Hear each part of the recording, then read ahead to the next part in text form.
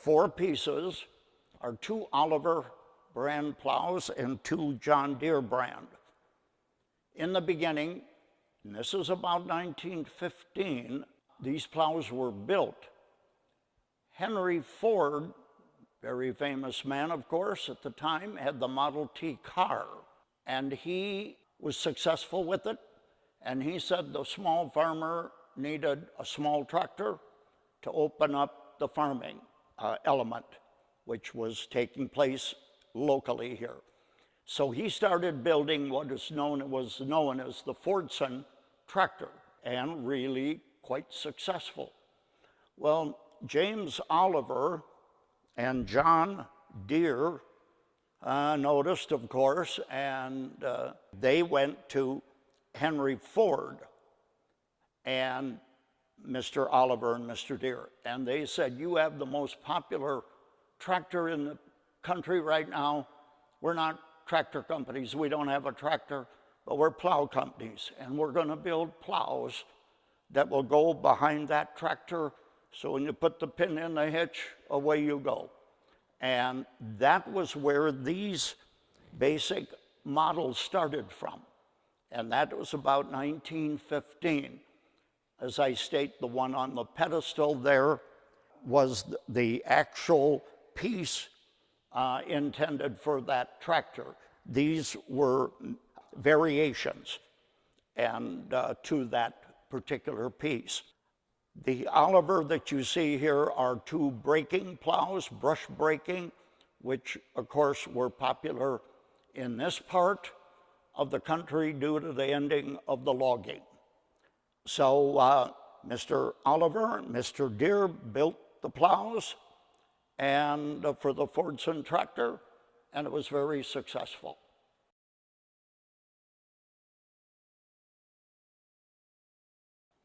These 4 plows, John Deere, what they call truss frame plows, were built from about 1944 till 1952.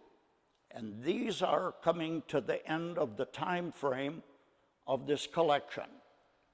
We have the number 22, the model 44, 55, and 66. 1 bottom, 2 bottom, 3 bottom, and 4 bottom. They came with either rubber tires on them or steel wheels. They have what we call the mechanical lift, which all the plows in here are the mechanical lift and such. But these 4 pieces represent the end of that time frame. And these were conventional, everyday, if you want to call it, that farmers used on their farms once the fields were established, crops were established, and what have you. These were used every year for general cultivation.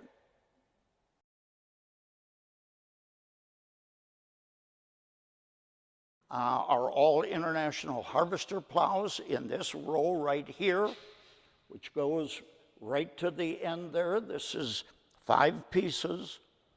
They are 1 and 2 bottom, mainly all 2 bottom plows. We do have 1, and each one of these are of somewhat of a specialty plow. This particular one right here has Scotch bottoms on it. Quite unusual, quite rare, a little difficult to explain their functioning, but they were intended to not turn the soil over as far as your conventional plows. It would leave it standing more straight up for rain to deteriorate the foliage. And that one has the Scotch bottoms.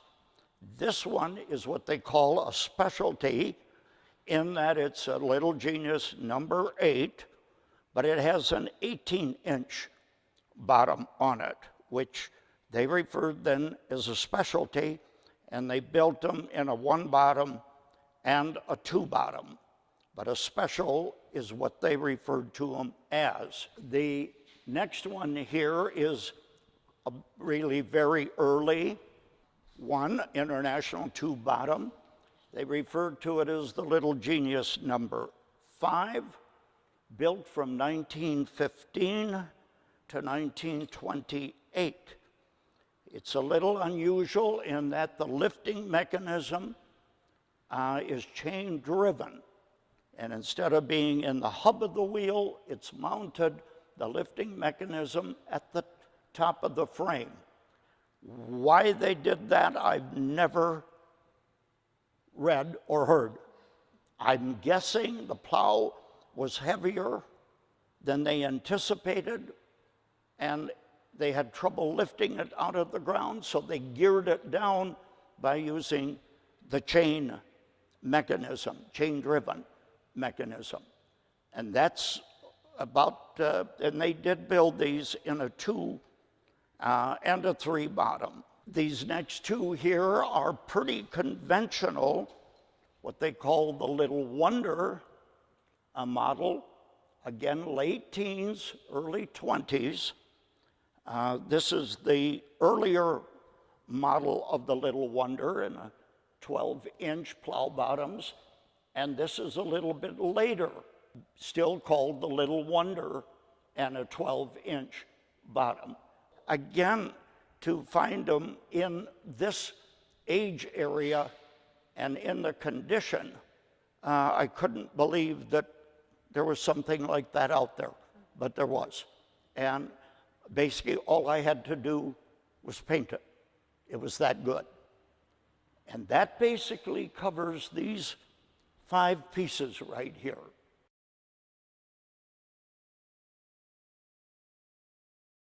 What we have here is a Moline, Minneapolis Moline company, and a disc plow. Disc plows been around a long time.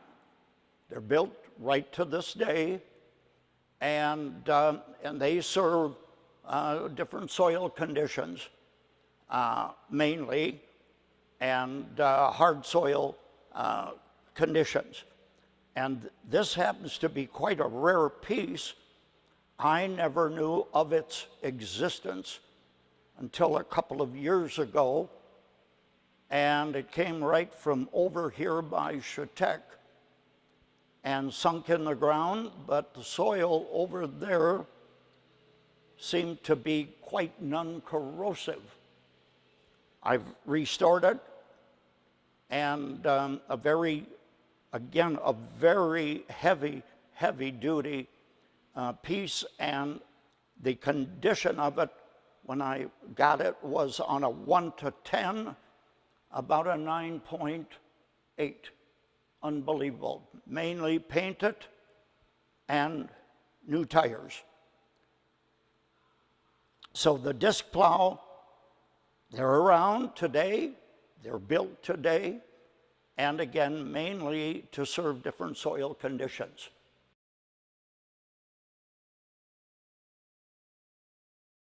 Brush breaking plows, of course, were again popular in northern Wisconsin due to the ending of the lumbering industry, and it was coming to an end, and you had small farmers that were coming in from Europe, Scandinavia, the Baltic countries.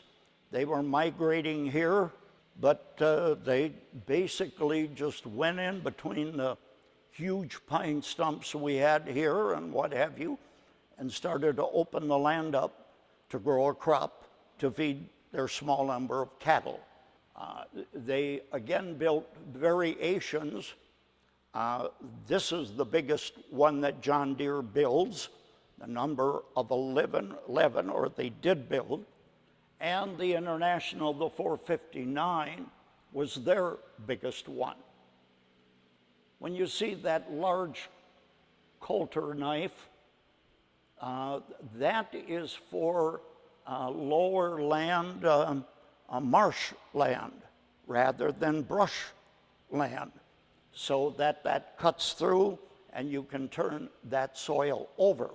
When you see this cutter knife on these plows, this is to rip through the roots of brush, willows, you name it, but that knife had to cut through the roots so it could turn it over. And so you will see that very common in the brush breakers. It took me about 5 years to purchase this plow. The gentleman that owned it, elderly gentleman, owned the farm where one of the shows I've been going to for the last 20 plus years. It was there, and he had quite a collection of old machinery, but he wouldn't sell any of it.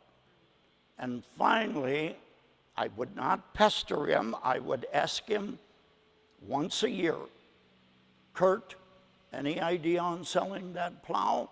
No, I'm good with that. I got room. And okay. Well, finally he gave in, and he knew what I was going to do with it. And each year at the show, I could look it over and drool over it. And all I had to do to it was paint it. The condition was absolutely excellent. So this was quite a piece to get. And boy, you don't buy them. Very easy. You don't see one for sale, and if somebody's got one, they're like he is. I'm not going to sell it. They made variations in the international line, like they did any plow company did, variations. This one here is one of the first ones, the brush breakers with the wooden beam and such. And it could be pulled with horses or with a tractor. They built it so that you could effectively work with either one. You had like this particular brush breaker, they call it the Model 461. That was intended for what we would call a two-plow tractor, or like that Fordson tractor in the beginning would be able to pull this and such. So the companies would build the size of plows that could cater to different tractors. That was important because the farmer could afford to buy one tractor, and that had to do it and such. So the companies were very good. This happens to be an Oliver again in a marsh breaker, again with that big coulter or cutting knife. And they did make this also in a brush breaker with, again, the ripping knife for the roots. Right here is, again, an international brush breaker, number 457.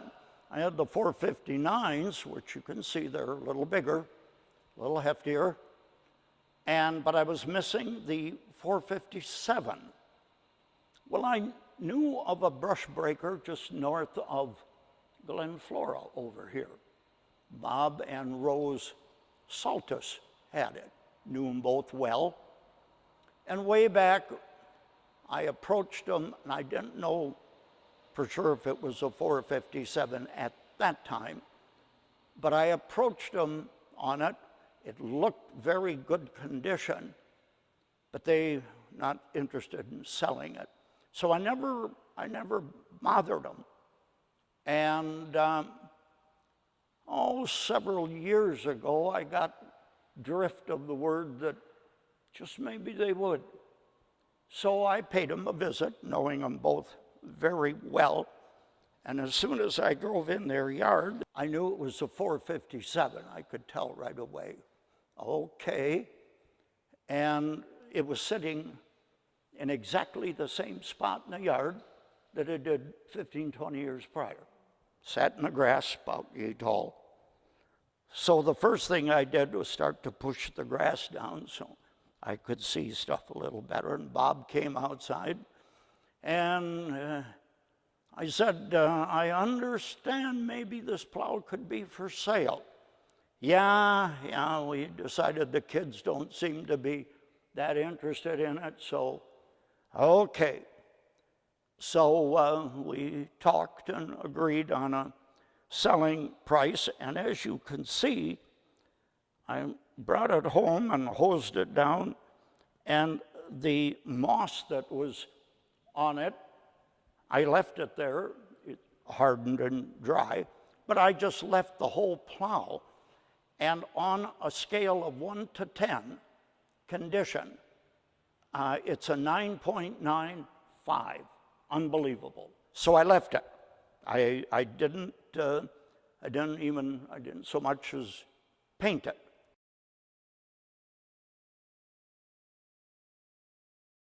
This is what you call a lister plow. Listing came into being in dry, semi-rainfall or light rainfall areas. This piece came out of Nebraska. Listers have been around since the 1800s, not anything recent. And as this picture here shows, you open the ground up and you get down, you can set wherever, to where there's moisture, and that planting equipment bolts on the back of each one of these, so that you open the ground up and the planting equipment drops the seed down where the moisture is so that it'll germinate the seed, and then any additional rains will tend to channel the water in that lower opened up area. So around here, lister plows were not used and it doesn't mean that on a dry spell you couldn't, but they just weren't here. But I felt I wanted to show a variation of that. So it's called a lister plow. And again, you get into the arid, limited rainfall, that's where you will find them.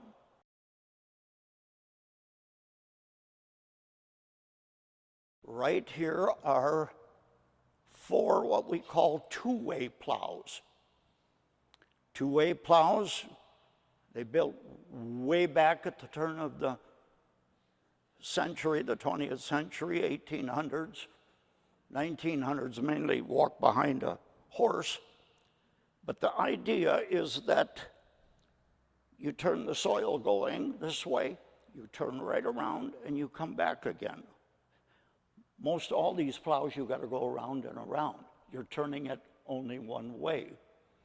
These, you pull the rope and it rotates, and you get the other 2 bottoms down, and then so that you can turn around and come back the way you came. They were used in hilly country and flood irrigation.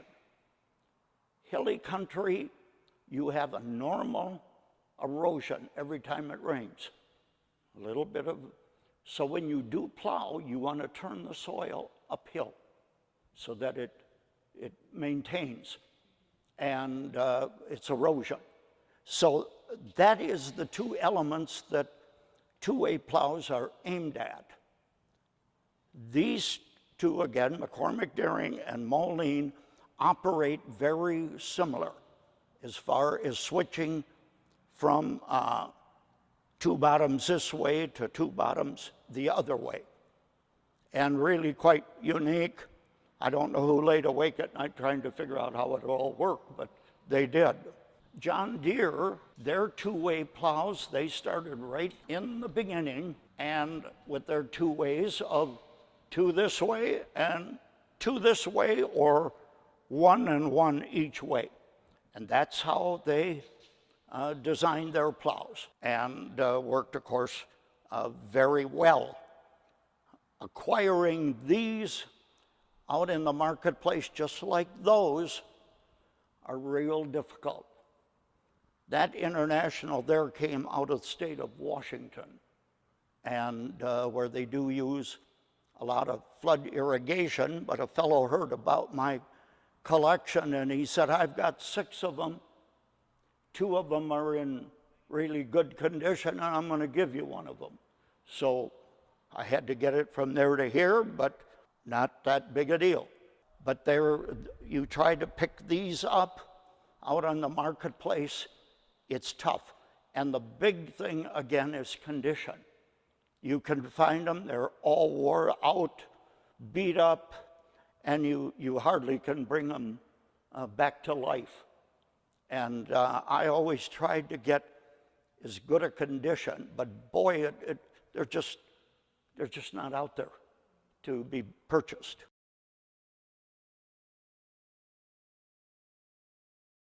This happens to be a chisel plow. Yes, back in 1940, in the 40s, 46, they did have such a thing. And you hear quite a bit today in the modern farming element of chisel plows, chisel plowing, what have you. And that seems to be more prevalent today over the moldboard, as we call it, plowing.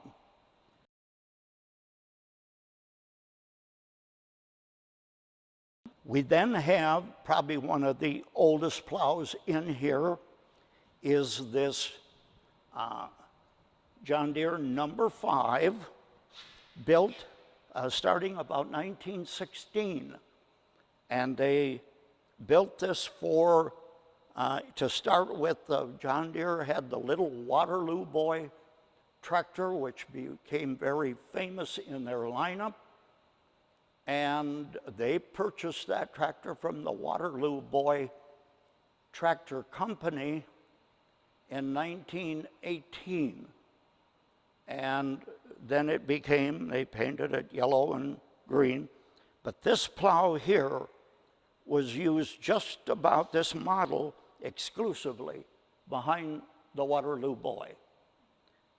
This particular piece came out of the Dakotas, and this is what we call prairie breaker bottoms. They're very long, phased out bottoms to get under that real thick rooted grass to get and to turn it over so that it can start to decay and such. This is what you have, what they call prairie breaker bottoms. And again, to find one of these plows in relatively good condition is just tough, but I managed.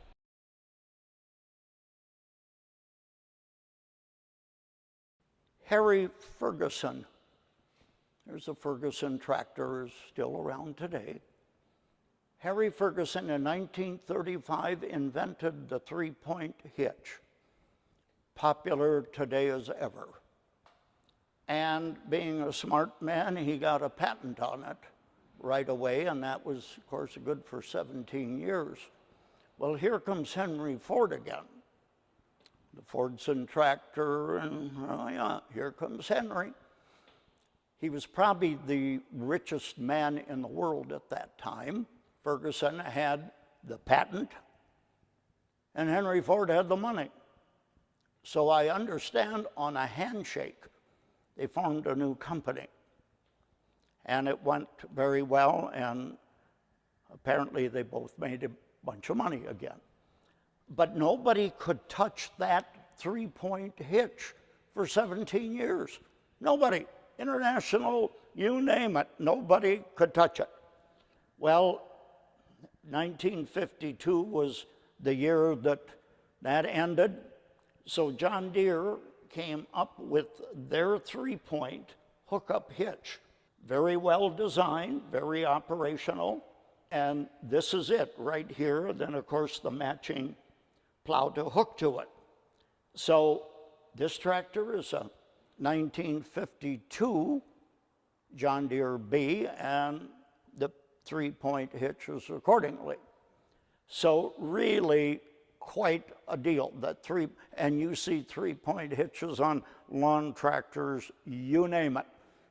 3-point hitch is it. So Harry Ferguson and Henry Ford, their timing was perfect.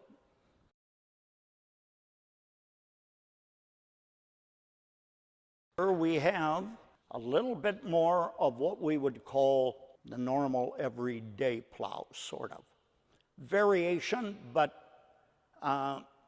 with the exception of this one. This is a Madison plow.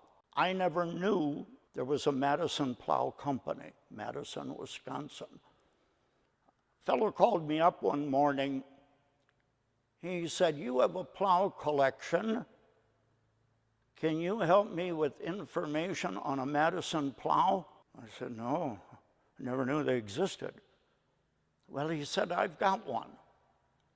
And he said, "I purchased it about 5-6 years ago." I said, "I can't help you." Well, as we talked, they were a younger couple, and apparently the first newborn was on its way, and a few extra bucks would help. So we made a deal, and again, condition, just 9.8. All I had to do was put tires on and paint it. So a very rare piece again. You just don't see a Madison plow. And the company basically originated in the later 1800s, 1875, right in there. And the Madison Plow Company, well, they built cedars and plows. But in 1911, they wanted to get out of the farm implement business. They were getting into other things. So they sold out as the Madison Plow Company, 1911. Now there's no more information, internet, you name it, until 1948. 37 years later, they discontinued business. 10-4, it was over. And there's a piece, and amazing.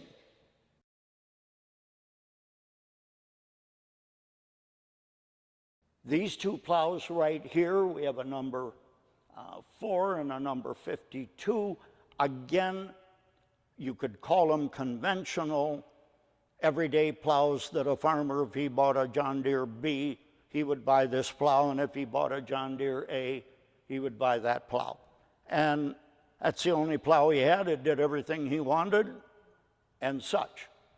So these were, they made slight variations in them, but again, very common. You have the number 51 when I was a kid on the farm, over here east of Tony, about 8-9 years old.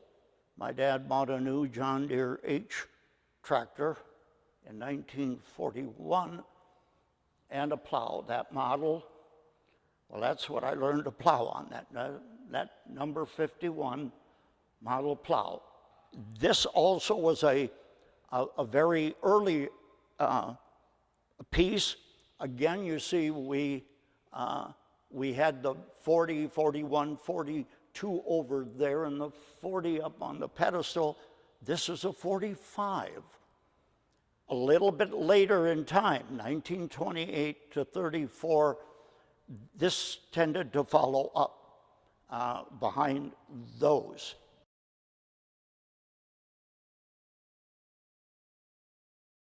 The La Crosse Plow Company was the biggest company in La Crosse, Wisconsin in the 1920s.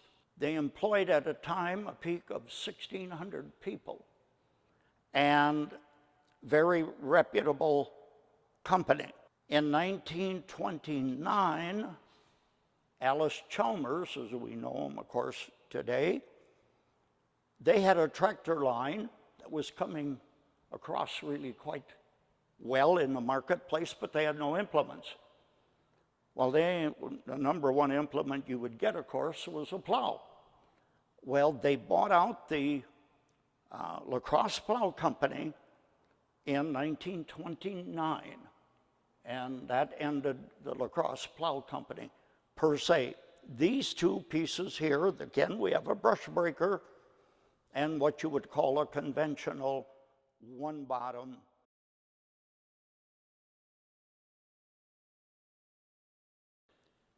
The number 12, brush breaker. Number 13, marsh breaker. Number 14, heavy duty, one bottom to get into tough conditions with. So they took the same basic plow and built it into variations. And again, they covered the market very well doing that.